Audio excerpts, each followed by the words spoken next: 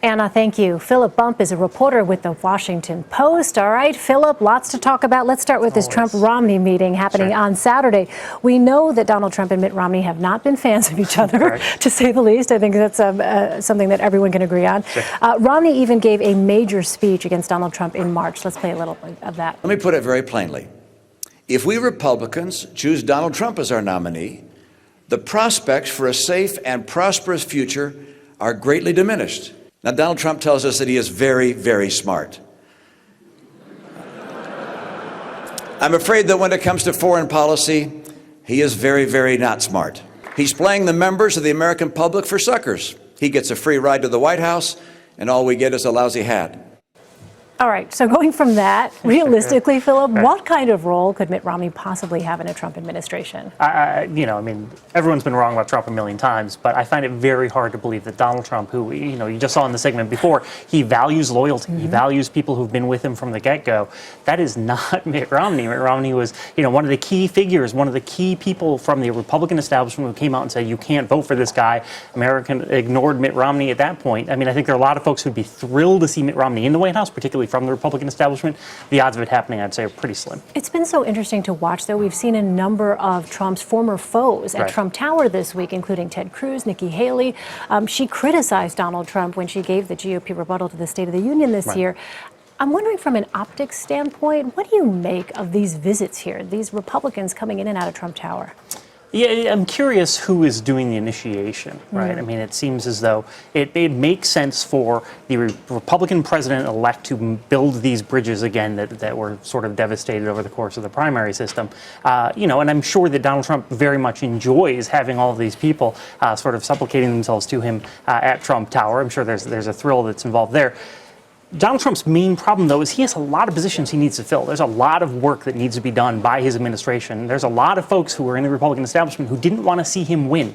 And so it is also beneficial for him to make those relationships stronger because he needs people that will actually stand with him once he's president. Yeah, to be a fly on the wall for some of those meetings. Let's look at a tweet from former Obama advisor David Axelrod that caught our eye. He said, "We hadn't made any major appointments at this point in 2008. I don't remember being criticized for it." You also have Vice President Joe Biden downplaying any delays when it comes to the transition. What do you make of that? These Democrats basically saying, when you look at history, they're actually not that far behind. They're absolutely right. I actually looked at this afternoon. Out of the 70 appointments that were made since Reagan for new presidents coming into office, only 2 of them had been made by this point in November. It's much more common to come in the middle of December, late December, and that's because it takes time. It takes time to vet these folks. It takes time to make sure that you're going to have folks in your cabinet that you can work with effectively.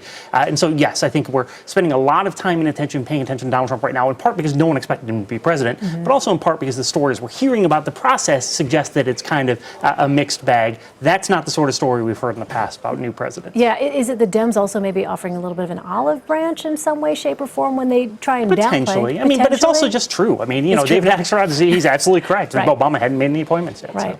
So. Let me ask you about this. Ohio Congressman Tim Ryan announced Thursday he's challenging Nancy Pelosi as House Minority Leader. One notable thing about him, he's 43 years old or 30 years younger than any of the current Democratic leaders in Congress.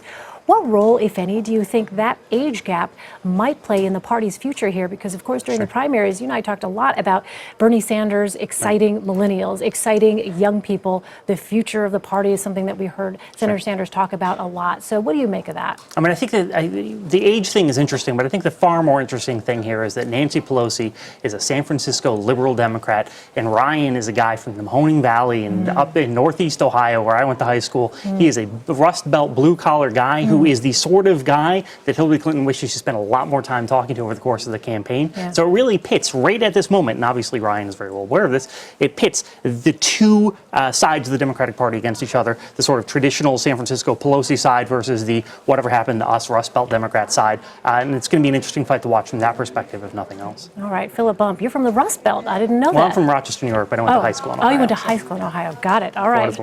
Philip, thank you so much.